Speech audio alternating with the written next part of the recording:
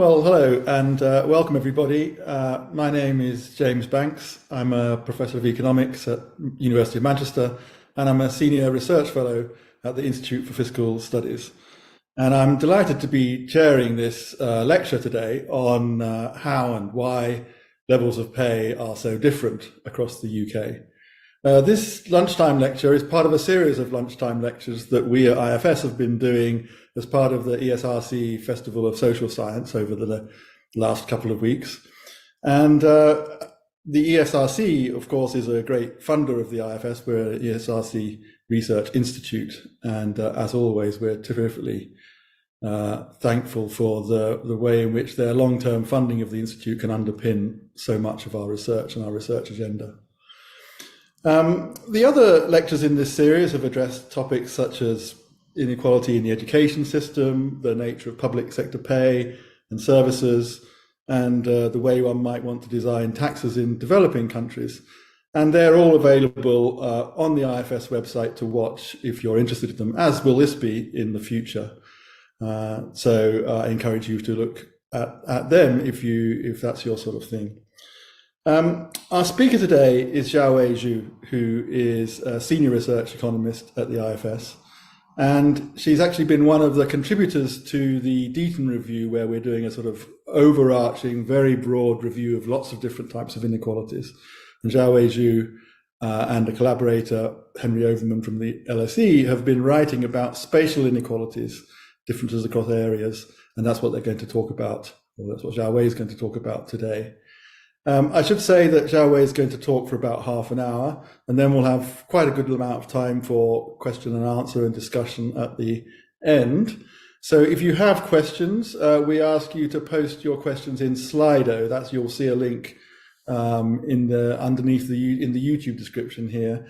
You can log on to Slido, you can type a question, you can type it anonymously, or you can give us your name if you're happy for us to identify you. And you can also upvote other people's questions. So for any questions or comments, please feel free to put them in Slido. I'll be monitoring that, and I can use that as a basis for the Q&A session that follows at the last part of this lecture. So without further ado, I'm going to hand over to Xiaowei, who's going to tell us exactly why our levels of pay are so different across the UK. Thanks, James. I'm not sure I can tell you exactly why levels of pay are so different, but I'll try to, show some evidence to that effect. I'm also going to warn you that I've got quite a nasty cold, so I'm really hoping that my voice carries through the rest of this presentation, but let's see.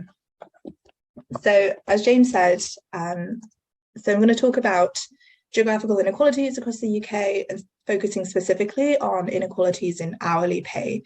This draws largely from the Deaton chapter I worked on with Henry Overman, as well as some other pieces of work with colleagues at IFS. So I'm going to start by talking about the extent and persistence of geographical inequalities in labour market outcomes, focusing in this presentation on differences in hourly wages. I'm going to show how a lot of these differences reflect differences in the types of people living in different places, which, in itself is driven by both differences in educational attainment, so supply of skills across places, as well as differences in firms' demand for skills across places and how these two things interact. I'll end by talking a bit about what we think this means for policy. There are huge differences in hourly pay across the country. So the left-hand map shows average hourly wages across travel to work areas in 2019. And we see that, these vary from around £13 an hour in places like Grimsby and Scarborough to £21 an hour in London. The chart on the right shows the distribution of hourly wages. And we see here that the distribution is very skewed. So there's a handful of areas, in particular places.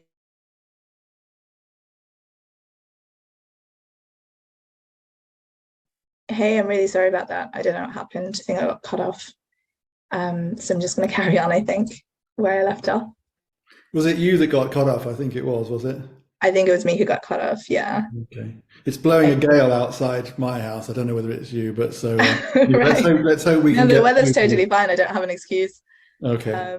But okay, let's carry on from here. Don't know exactly when I cut off, I so I think might if you, repeat I think myself. you just were really talking. You only really got to your beginning slide, so maybe the very end of your introductory slide. Sorry, really? Which introductory slide? Yeah, you were that one. You were just finishing off. You were talking about the right hand panel of that when it. Oh, right. I cut off way earlier than I thought I Sorry about that, did. Just carried everybody. on talking for a while. Yeah. Okay, sorry about that. Okay, so we see these big differences in pay across the country. And on the right-hand side, I'm plotting the distribution of average wages across travel to work areas. And we see here that the distribution is highly skewed. So there's a handful of areas, places like London, Slough, Reading, Milton Keynes, that have average wages that are far higher than the rest of the country. Now, these differences in average wages across the country are mainly driven by differences at the top of the distribution. So here I'm ranking travel to work areas by their average wage and plotting the distribution of wages within each travel to work area. So the top of this gray shaded area that you see represents the top 10% of wages within each travel to work area. And you see that this gray area rises steeply as we move up the distribution. So the 10% highest wages in London are almost double those in the lowest wage area, which is Scarborough in this chart. In contrast, if you look at the bottom of the distribution, the bottom 10% of workers are paid pretty much the same per hour everywhere, so about £8 to £9. And this is perhaps not surprising because we have quite a high binding minimum wage in the UK. We also see that these geographical disparities in wages are highly persistent over time. So in this chart, I'm plotting average wages in the 10 years before the financial crisis against average wages in the years after the financial crisis, in each case normalizing them to the national average wage. And you see that while there's been some convergence of wages across areas over time, broadly speaking, the relative positions of areas across the UK have remained unchanged for 20 years.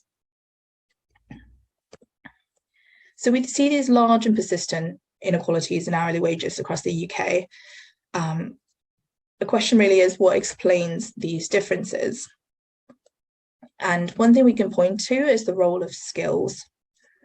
These maps show that areas that have a high hourly wage also tend to have a high graduate share. And indeed, this very simple measure of skills, just the graduate share, already explains nearly half of the variation in average hourly wages that we saw in 2019. Now, we can control for differences in skills more finely beyond this very simple graduate, non-graduate distinction by comparing the differences in raw wages across areas that we see with differences in wages that can be attributed to areas. So controlling for the individual characteristics of people living in these areas. We call this the area effect. And we estimate this by following the same individuals as they move from area to area and looking at how their wages change. When we do this, we see that controlling for the composition of skills across areas dramatically reduces the variation in wages that we see. So in the period before the pandemic, if you look at the difference between the lowest wage and the highest wage areas in terms of just raw wages, that was 43%. But if you look at the difference in area effects, it's only 17%. Now, if we exclude the outliers and look at the difference between the 10th and 90th percentiles, that difference is smaller still. So this 6% figure here indicates that someone moving most of the way across the distribution from one of the lowest paid to one of the highest paid areas would expect to experience a wage increase of just 6%. We can use this method to decompose the variation in average wages we see across areas. And doing this, we find that 64% of differences in average wages reflect differences in average individual characteristics, whereas only 10% reflects differences in area effects that can be directly attributed to the areas themselves. Now, what about the remaining 26%? Well, this reflects the fact that high-earning people tend to live in places that pay higher wages for a given type of individual. And that's what you see plotted here. So there's a positive correlation between the area effect and the average individual effects, the average individual characteristics in an area. And in particular, this positive correlation is strongest at the top of the distribution. So there's a handful of areas that have very high skilled individuals and also very high wage premiums, which helps explain why there's a small number of areas that have wages that are far higher than the rest of the country. Okay, so we've shown that there's large and persistent differences in wages across the country, and that statistically these can be accounted for by differences in skills across places. So the question really is, what drives these geographical differences in skills that we see? Now we think it's a mix of differences in the supply of skills, differences in the demand for skills, and crucially the interaction between the two.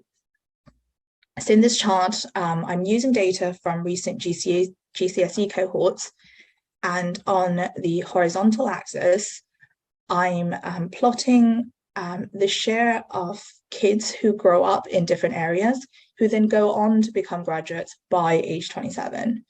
And you see that there are huge differences in higher education participation across the country. So fewer than 1 in 5 kids in places like Grimsby and Wisbech go on to become graduates by age 27, whereas more than 1 in 3 kids in London go on to become graduates, and about 45% of kids in wealthy suburbs like High Wycombe, Tunbridge Wells go on to get degrees. So there's these really large differences in educational attainment. But that's not the whole story, because patterns of geographical mobility after education then further exacerbate these differences. And that's what I'm showing on the vertical axis here. So here I'm grouping people by where they live at age 27. So taking people from the same cohorts and showing the graduate share at age 27 based on where people live. So if no one moved, then all these dots would lie on the 4 to 5 degree line here. But what we actually see is that lots of places that start out producing a low share of graduates further lose graduates through migration, whereas whereas some cities, in particular London, that start out producing a high share of graduates further gain graduates through migration. So the overall effect of migration is to exacerbate these pre-existing differences in skills that we see. We think that these patterns of migration are at least partly driven by differences in the demand for skills. This chart shows the share of graduate jobs across the country relative to the national average. So the darker colours indicate a higher concentration of graduate jobs. And we see here that graduate jobs are highly concentrated in and around London, and also in some other cities. This reflects agglomeration benefits, so the benefits from sharing resources, sharing infrastructure, learning that comes from concentrating, living near other people. Now, if we look at changes over time, we see that the concentration of graduate jobs actually appears to have increased, and it's possible that this reflects things like a shift towards the knowledge economy, where agglomeration benefits are stronger, and also potentially declines in transport and communication costs, which allows people to concentrate more and for management to be concentrated in cities, whilst production is more evenly spread across the country. The concentration in demand for skills means that graduates from poorer areas leave. So that's what I'm plotting in this chart. And they move to places that are for higher wages. So that's what's plotted here. And the fact that graduates are mobile means that this interaction between the supply and demand for skills is really important, because high-skilled firms will only locate in an area if there's a pool of skilled workers available, but high-skilled workers will move away from an area unless there are firms to employ them. And it's the self-reinforcing feedback loop that really explains the persistence of geographical inequalities over time, and also why high-paid jobs are concentrated in just a handful of areas, like we saw earlier. That said, There are some places like Brighton, Bristol, and Leeds that manage to attract a lot of graduates despite not having particularly high levels of pay. And I think this points to the importance of amenities in attracting and retaining workers as well. Quite put simply, like, these places are cool and people want to live there, despite them not having particularly high wages. Now, a flip side to places being attractive to people from elsewhere is that this pushes up housing costs. And we see that places that pay a high wage for a given type of individual, so places that have a high area wage effect, are also those that charge higher rents for a given type of property. So that's a positive correlation that you see here. And you'll recall from one of the previous charts that low-paid workers actually paid pretty much the same across the country. Now, this, coupled with the fact that low-income people spend a higher share of their income on housing, means that poverty is also high in a lot of these very high-paying places. So London, despite being one of the highest-paid places in the UK, is also a city with one of the highest poverty rates. Okay, so I'm going to end by talking a bit about what the policy implications could be. So we've seen that there are huge differences in wages across the country, and a lot of these differences are driven by differences in skills. So what this implies is that to level up wages across the country, we really need to think about boosting skills in left behind places.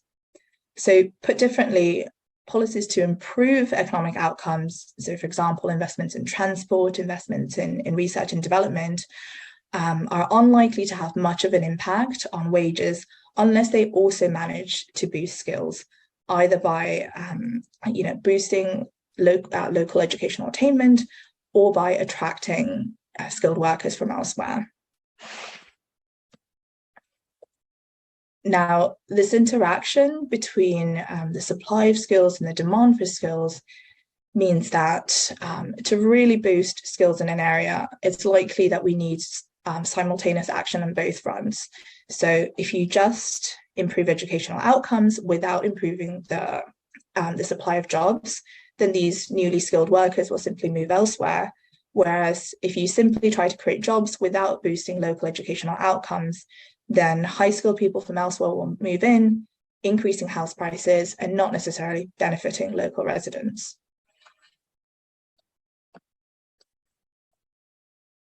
A third point, I think, given this interaction, given the scale of investment needed and the need to spur these agglomeration benefits in other places, I think we really need to be realistic about the extent to which outcomes can be leveled up across the country. So I think it's probably not feasible and also not desirable from a productivity point of view to try to equalize wages everywhere. Instead, I think what we can aim to do is to focus on a few places outside London to try to spur these forces of agglomeration and create a counterweight to London in these places, in the sense of levelling up regions rather than levelling up narrowly defined local areas.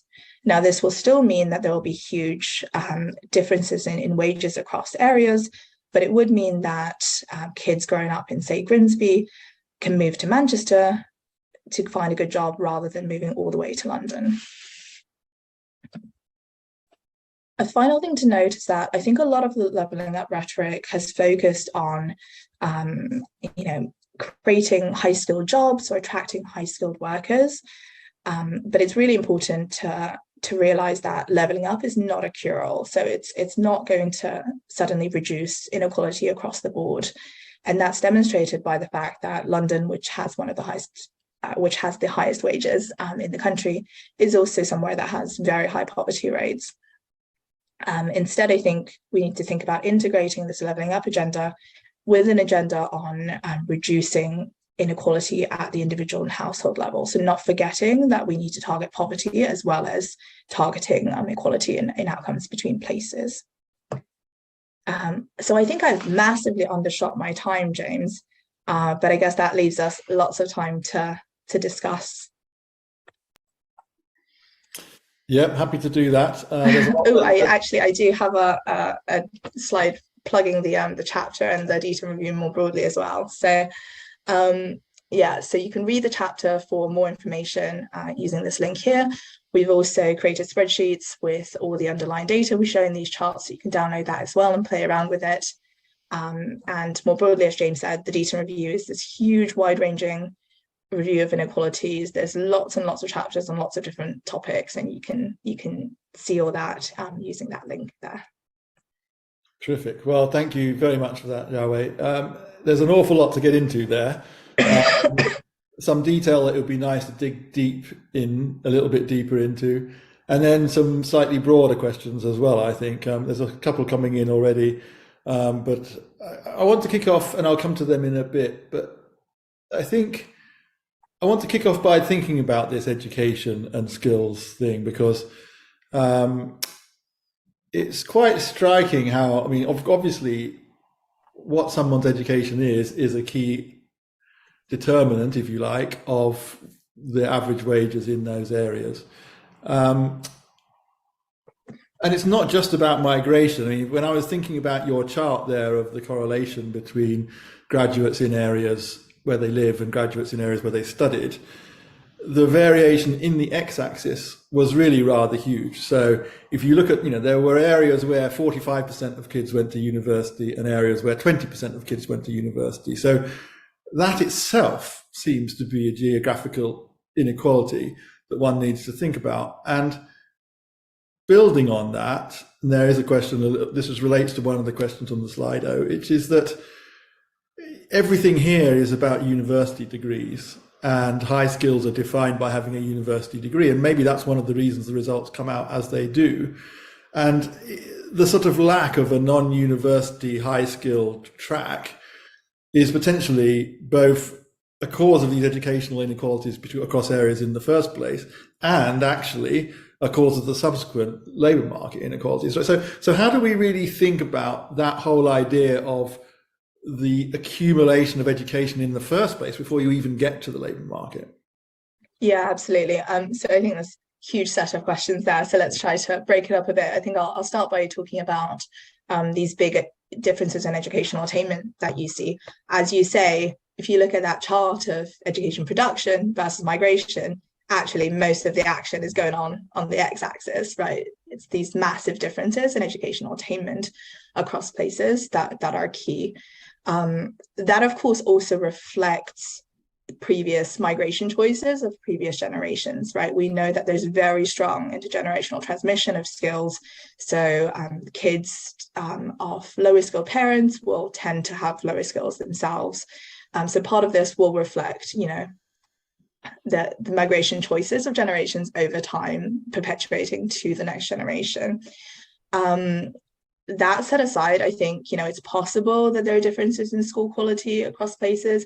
I think quite surprisingly, I haven't seen anything particularly convincing on variation in school quality once you control for the battery of individual characteristics. I think part of that probably reflects the fact that the data we have isn't very good at capturing parental characteristics. But I think maybe even a more important question, or like a equally interesting question, is the extent to which local opportunities affect individuals' incentives to invest in education, right? So we have this geographical structure where London is hugely productive. A couple of places around London, Reading, Slough, Milton Keynes, they're hugely productive. But by and large, the rest of the country is not that productive and, may not pay such a high premium to skills. So the graduate wage premium, the extra bounce in pay you get from having a degree, for example, might be low in a lot of the country. And so, for someone who's growing up in a poorer area and thinking about whether or not to go on to get a degree and whether to really, invest in their GCSEs and A-levels in order to be able to get a degree, they might see how the labour market looks locally and realise that actually, in order to really take advantage of this degree, I need to move all the way to London. And I don't want to move all the way to London, so it's probably not worth me getting a degree in the first place. So I think these geographical disparities in demand for skills probably also feeds through into incentives to invest in education. So that's something I actually quite want to look at. Just before you move on from that, just as a question of clarification. So in your analysis, when you're controlling for skills and thinking about how much of that, are you just controlling for degrees there? No, absolutely not. At that point, you're controlling for all qualifications. Exactly. What you're arguing is that the narrative emerges is one that is mainly about the difference between graduates and non-graduates. Is that correct? So in the analysis where we try to decompose these differences in wages into sort of area, like sort of characteristics that are attributed to the area versus to individuals, we don't just look at the graduate, non-graduate distinction. So we look at a very broad measure of individual skills and earnings potential. So we don't just focus on graduate degrees there. The focus on graduates mainly comes from the analysis on migration. So we see that by and large, it's graduates who move, and it's graduates who move for jobs rather than for other reasons. So if you look at graduate mobility patterns versus the mobility patterns of non-graduates, A, graduates move much more, but B, they move in a more selected way. So they move towards London, they move towards other major cities that have high wages, whereas non-graduates, possibly because they're not moving for jobs in the first place, they don't see these very selective patterns of migration. So that's why we focus on graduates. And that's where we come into this issue of the non-graduate opportunities. So because essentially there's not a really large, quantitatively speaking at least, skills track that is a route to high wages that for non-graduates and those in jobs that may or may not be in London. Yeah, I think that's true. And I think that's something that's, fairly unusual about the UK, right? And not having a decent, a clear non-degree vocational track in like post-16, post-18 education, which might also contribute to the concentration of young people of skilled workers in London. I see. Yes. So let's talk about areas. I want to come back to this idea of, are we really different to other countries? And if so, how, a little bit later. But before that, because I think it helps clarify, let's talk about this issue about areas then. So you work with travel to work areas, although you were talking about Brighton as different to London, whereas and even Slough and Reading. So those are very commutable, of course, and as are some of the, with the northern. Well, if we had any trains up here at all, I'm sitting in Manchester, so of course no one can get anywhere in or out of the north because of the lack of infrastructure. But if we had anything, then we would be, I mean, many of my friends up here will, one partner will work in Huddersfield, and another one will work in Liverpool, and they're living in Manchester. So what does it really mean? And particularly now with remote working, I mean, what does it really mean to think about mobility within a travel to work area? Within or across? Well, I mean, what conceptually is a travel to work area now in such a small and densely populated country? Yeah, no, I think that's true. I mean, I think in terms of the level of aggregation, we had to draw a boundary somewhere, right? And it's a trade-off between, capturing the relevant set of opportunities that someone has and not going so granular that you're just looking at, differences in sorting. Definitionally, a travel to work area is defined to be a relatively self-contained labour market where more than 70% of people who live there work in the same travel to work area, and conversely, 70% or more of people who work in the travel to work area also live in the travel to work area. So you'll see that the London travel to work area is actually much bigger than the geographical boundaries of London, although it doesn't include Brighton, where it seems based on commuting patterns that's more of an individual labour market area. Now, of course, all these levels of aggregation are imperfect in that there's still lots of people commuting between them, and as you point out now with remote working, it's possible that these patterns have also changed over time, and perhaps when these travel to work areas were defined back in 2011, they were more restrictive than they are today. Mm-hmm. And so it's not been possible. I mean, it's quite an interesting question as how these kind of calculations would vary as that threshold for the 70% was pushed up or down. I mean, I think, they're a sort of statistical geographical definition, as I understand it. Is that right? And they're sort of internationally comparable. Is that how it works? Well, so the issue is that they're not very internationally comparable. So there's a concept of commuting zones or metro areas. They're called different things in different areas and in different countries. That's meant to capture the same idea. So a relatively self-contained labor market where most people live there, work there, most people work there, live there. But the exact thresholds that people use differ across places. So it's difficult to find an exact, one-to-one match. Yeah, I think it'll be interesting, when this new census data is coming out, to see how the definition of travel to work areas has also changed since 2011. So if we compare the 2001 to 2011 travel to work areas, I think people started commuting longer distances, so the number of travel to work areas shrank. So and commuting itself is a decision, right? So we kind of come to think about like amenities that a neighborhood where you live can provide, and the wages, which is in the neighborhood where you work, can pay.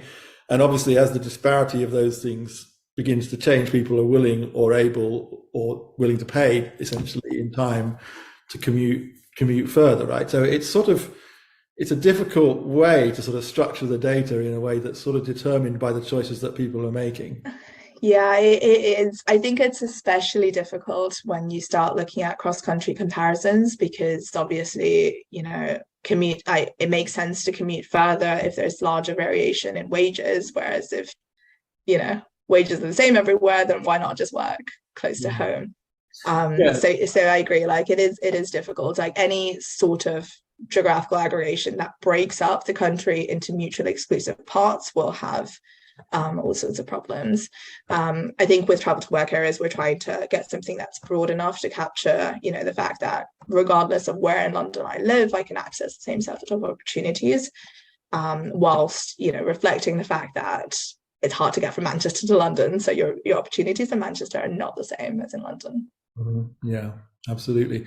Right, I've got a couple of thoughts that I want to turn to now, and actually I'm going to round up a couple of topics in the Slido as well, which is really about this idea of how do we look compared to other countries. And there's a lot that's always said, we're very unequal, or we're very, very different in the way that we're unequal. I've heard people say that this is the way in which relates it to the question. There's a question, is there an economic benefit for the whole of UK to having one or more urban counterweights to London?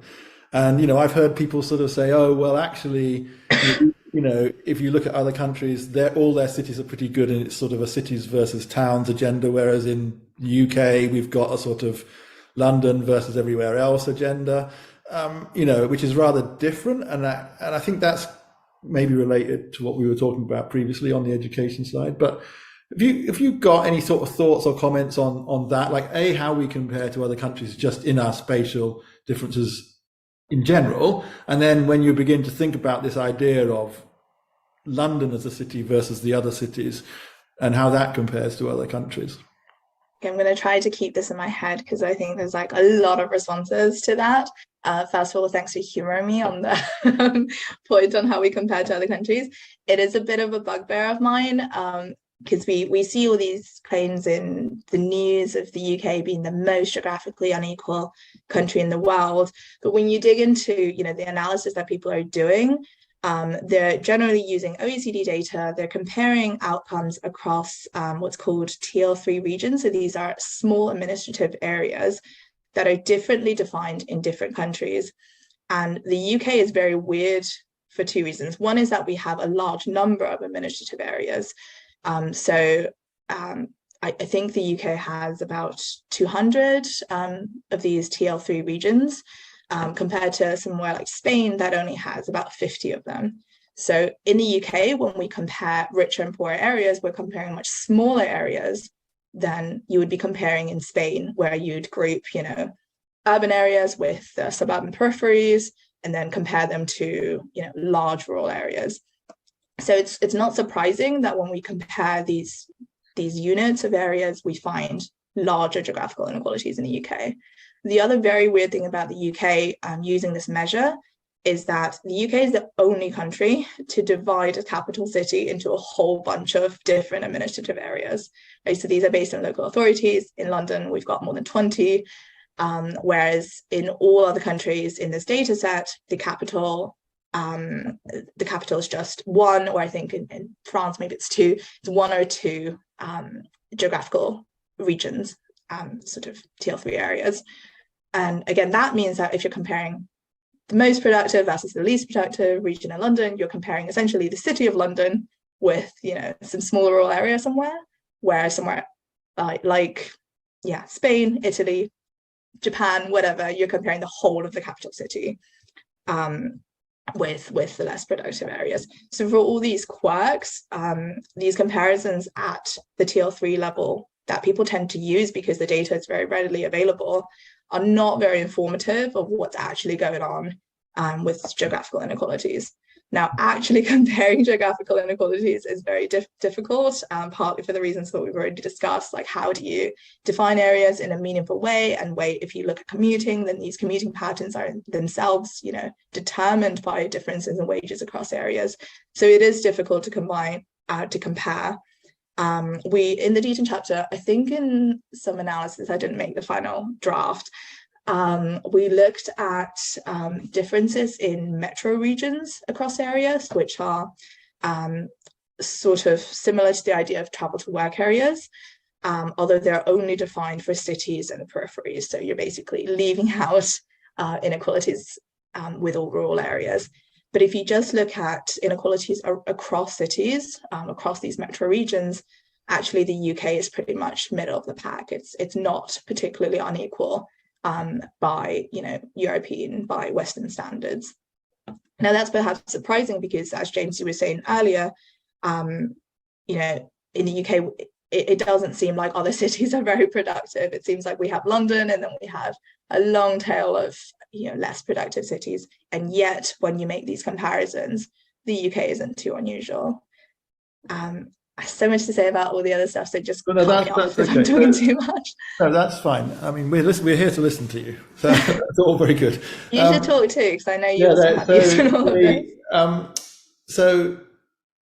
But I think it is the case, right, that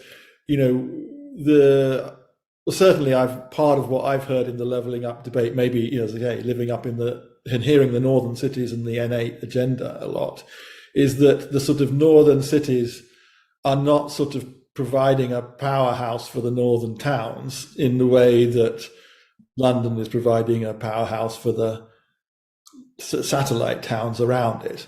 Now, that's all het up with this issue of, commuting and everything else. But I thought, so you're right. I think that it may well not translate into sort of a raw spatial inequality differences between something. We might well be middle of the pack. But I guess what I'm coming to is it's not just the level of the inequality, it's the nature of the inequality that matters. And this is really where the question is, that you need some kind of city, a productive city with skilled jobs hiring. Now, we have cities that are growing in the north, and Manchester is growing, albeit, rather unequally, but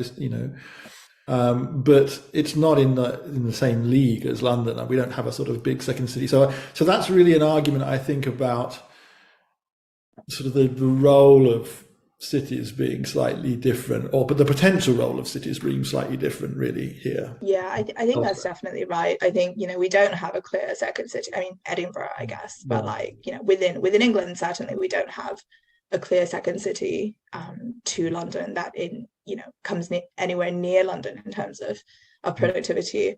And that's certainly very different from, if you think about Germany, that has lots of key cities that specialize in different types of things.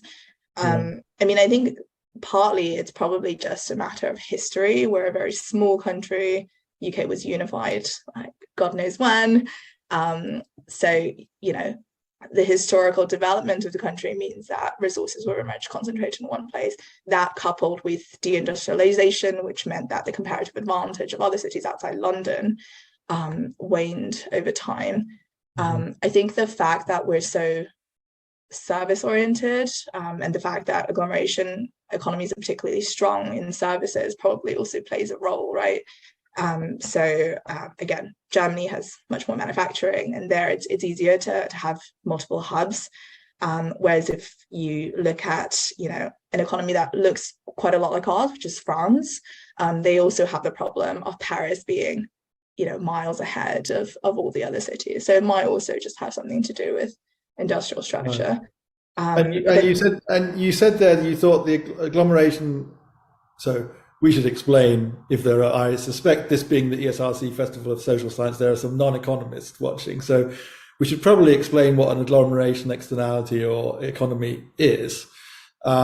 And you were saying that your view is that you think these are sort of larger in the service sector. Is that right? Or the knowledge, service and financial? Yeah, I mean, I think just walk us through that, because I think that's kind of important, like thinking about how the industrial structure sits on top of the spatial structure. Yeah, definitely. And so the definition, let me try to get this precisely. So definitionally, agglomeration effects are when James, help me out here. I'll do it. I'm happy to do it because I was doing it for a podcast the other day. Okay. If you think there are two, the idea of agglomeration goes back to sort of Krugman and this idea that, let's say, two or more firms can somehow carry out their business more cost effectively if they're located next to each other than if they're far apart. And the example he given was like, if you're trying to hire a certain type of worker, then obviously you can search, if you're all together, then you can search quite cheaply for labor in that market, and you can hire people and they can, so relatively cheaply. Whereas if one person's in Cornwall and the other person's in, sort of Ullapool, and they're trying to find workers, then, these costs of search. Now, and that will apply for everything. It applies for, networking of knowledge, costs of, like, we have agglomerations of of car industry around the M4 corridor, where essentially you've got very niche car manufacturers who are supplying parts to sort of high performance vehicles, and it's much easier for them if all the companies, so people can sort of carry out their business cheaper if they're closer together. Now, interestingly enough, those examples, of course, came from the manufacturing industry, whereas the newer examples, I suppose, of agglomeration economies you're arguing are from the service industry. Is that right? So that's what I wanted to dig into. Yeah, so that was a very nice explanation. That was much better than I could have done. Yeah, so broadly, the benefits of like locating close to each other, that yields productivity benefits. As you say, I think people is a big part of it. So you have a denser pool of workers from which you can hire. I think there's the classic like sort of infrastructure examples, not just in terms of physical infrastructure like transport, but also infrastructure and say Wi-Fi connectivity or whatever, that you can share. And I think with the knowledge economy, a lot of it comes from sort of learning and knowledge spillovers.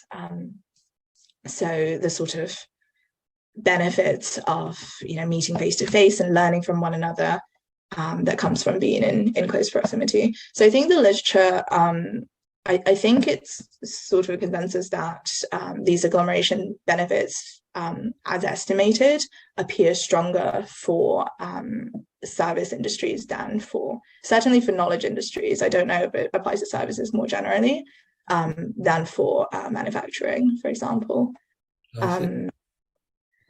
Yeah, I mean, I guess certainly in terms of people and having a dense pool of high skilled people to recruit from, that sort of makes sense. I think also there's some literature on the decoupling of like production from management that's taken place because we now have low transport costs, because we now have good communications. It basically allows firms to have their like headquarters in a city and then have their production around the country. I see, but that just tells me that the areas that we care about for economic productivity are no longer so tightly linked to the areas that we care about in the broader levelling up debate, which might be all about amenities and communities and everything else, right? Because as those knowledge spillovers get much bigger, because the costs go down of essentially, then So I mean, I guess what I'm saying is that we hear a lot in the leveling up debate. It's all about manufacturing jobs, putting factories in places, and yet what you're talking about is really something which is really very different. Which I is mean, I'm not sure that that is what the leveling up agenda is all about, though. I think it's also, I don't know, like there's also moves to move loads of civil servants to other parts of the country, for example, which is about having, skilled workers and trying to create agglomeration benefits of that, right? okay, yeah, Um, all right, interesting. So let's just talk about that issue. And there was a question that is the top question, and I wanted to ask it myself even before it was written, and I didn't write it myself. Which is this: there is a synchronization. So you spoke nicely about the fact that you've got to sort of improve both the demand for skills and the supply of skills, but you do have to synchronize, right? Because if you just increase the demand for skills, so, you move a high skilled employer into an area and there aren't skilled workers, then people will move in, and like you said, the area will gentrify, the house prices will go up, and the people originally there won't necessarily gain. On the other hand, if you could wave a magic wand and suddenly have 45% of graduates in Grimsby, then it's not clear that they would stay in Grimsby. They'd leave, right? So you really want the supply of skills to be there, ready for when the jobs come there. But you can't wave a magic wand and have skills overnight. That's going to take like 10, 15, 20 years, right? So how do we deal with this kind of sequencing problem? yeah, no, I think that's a good question. I think before you even get to how do you deal with the sequencing problem, there's a question of, how do we deal with this coordination problem? Like, how do we actually focus on an area and say, this is where we're going to invest? And I think here, the UK has been, I mean, we've seen God knows how many changes of government in recent years and changes in priority, and it's been very difficult to, have any sort of stable expectations about what policy is. And this is an area where it's really important to have clarity and have stability in order to align these expectations around a particular area so that businesses start investing there, right? It's not enough to just like move 20 civil servants here and there. I think you really need a concerted effort on like one area. Mm-hmm. On sequencing, to be honest, I should have thought of this, but I think I need to think of it more. I mean, I think it's all sort of interrelated as well, right? Because I think part of what's driving like low education attainment in some places is that their kids there, they don't see the opportunities to take advantage of skills locally, and therefore they don't invest. So I think you do need to have like both things happening at once. Like, it's not just a matter of school quality, it's also a matter of individual decisions to invest in education. But I think like the point around, so I do think you need to have at least an expectation of, there being good jobs in the area that you can apply your skills to in order to improve educational attainment in an area.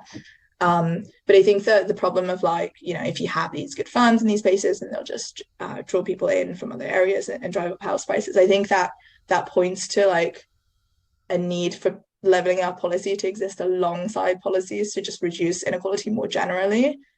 So policies targeted at, preventing poverty, for example, rather than thinking that one will automatically achieve the other. Yeah, I mean, there's another approach, isn't there, which is a little bit more conditionality in the leveling up policies. So, as I understand it, some effective policies have been tried in the US where, it's like a kind of enterprise zone type thing, but with conditions on employment of the local workforce. To try and address it. So I totally take your point that, you might want, of course, you need jobs to create the incentives for kids in areas to accumulate skills. But if the enterprise zone just creates gentrification, then you're just going to have that forcing out of the kids in the areas or whatever. So you need to retain some of the benefits into the local residents, I think. So as I understand it, the sort of enterprise zone type policies that have been more successful in the US have come with conditions on the sort of engagement and employment of local workers. Now, that's not, I mean, I don't know enough about the debate in the UK, and of course, as you say, it's always been changing, but I've not really heard so much of that Yeah, discussed here? that's a really interesting point. No, I don't think that has really been discussed here. And I think that's an interesting way to, try to make sure that the local population benefits from these enterprise zones. I think, there are also studies on the spillover effects of different types of high skilled work on lower skilled workers. So, obviously the fact that yeah, so like you could have spillover effects further down the supply chain, for example. That means that, having high skilled industries in certain areas also creates demand for lower skilled industries. So I think maybe like thinking more carefully about, what those spillovers are, and like sort of consciously picking industries or, types of workers to maximize those spillovers on lower skilled people could also be helpful. Yeah. Okay. Um, Very interesting. So I want to take a bit of a different tack now and broaden out with the few minutes that we've got remaining, because there is more to life than hourly wages, as we know. And someone's written a question in the chat about housing costs, and are they talked about enough when discussing regional inequality? And I would broaden that out. I mean, obviously, there's a whole bunch of issues in, for want of a better word, standard of living. And they may be operating actually at a level of spatial inequalities even within travel to work areas. So I think in Manchester, of course, we have, this incredibly productive hub in South Manchester, and then we've got, pockets of, really poor urban deprivation, terrible health, terrible social connections and everything else, even a few miles away, right? So I think at least some of that broader narrative about leveling up is really about spatial inequalities that are more than just in wages. They might be talking about health, they might talk about community engagement, crime, just social inclusion. And they're also operating at a different level than travel to work areas. So how does this sort of fit? Because are those two separate things, or is the argument that, somehow sort of if you build it, they will come, if we fix the skill distribution, everything will be okay? I mean, where do you sit on that? I sort of think that they're two separate things, and actually it would do much to clarify the narrative to just break them out. And you see this a bit in the Leveling Up white paper as well. There's a lot of talk about, leveling up labour market outcomes, creating a productive city in each region. And then there's lots of stuff about high streets and health and well-being and pride of place, etc., etc.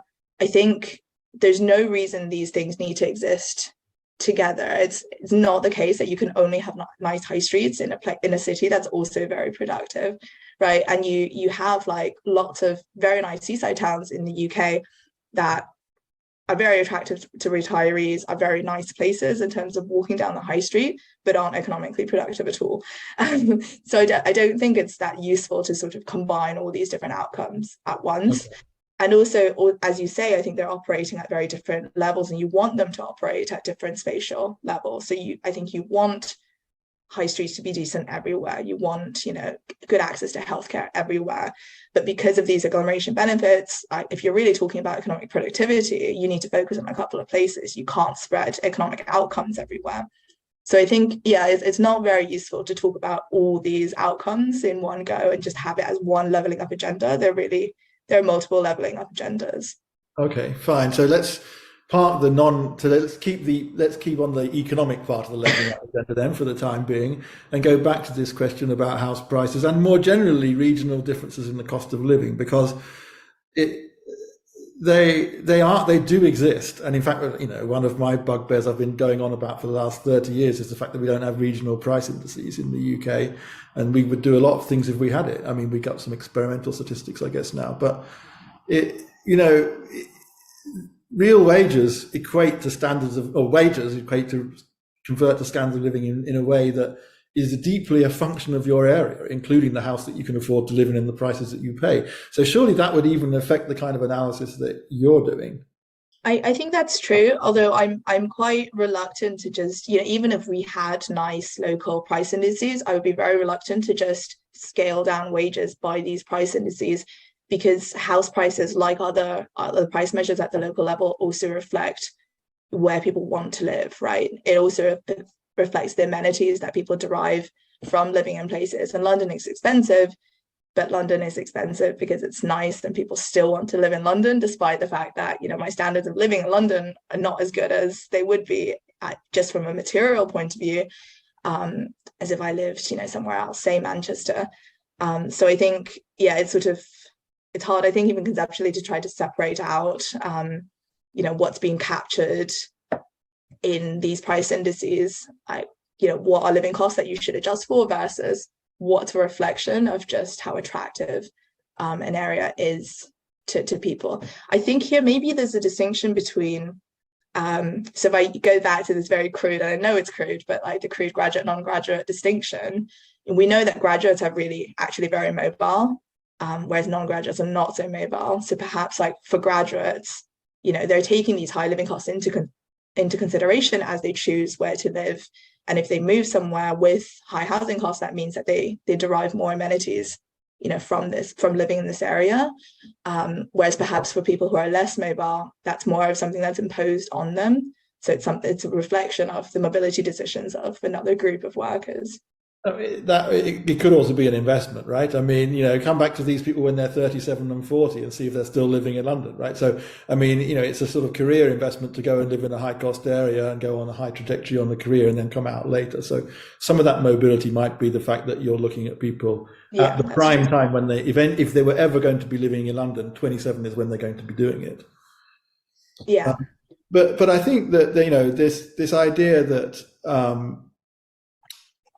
housing prices are sort of salient in their own right, aren't they? And I take the point really that it's very difficult when these prices and decisions are all an outcome of the same process. It's hard to really say it's constrained or in the budget constraint or on the cost side. But, for example, we don't have much regional pay setting in public sector, and there's a lot of public sector workers, right? So, I mean, the market doesn't do everything.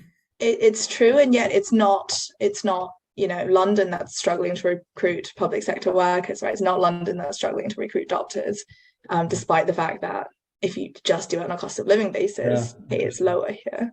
Yeah, interesting. Well, I mean, we could go on and on for ages. I've got actually more questions that I could ask you about. As you say, I mean, it's very complex when you get into it, but it's really important to have the basic data out there. And I think it's terrific what you've presented us today. And I encourage people to look into the reports and the charts. As Xiaowei said, there are sort of a spreadsheet with the regional averages for all the pay, so you can go and pick your favorite region and find out how it's doing and everything else. So thank you, Xiaowei, for the presentation. Sorry you had to give it when you were coughing away there, thank you to all of you who've watched. Thank you to all of you who've watched, and if anyone's watching in the future on YouTube, they're welcome to you too. Keep an eye on the IFS website for future lectures and seminars in this Festival of Social Science season. And with that, I think I'll leave you. So thank you all. Thanks, everyone.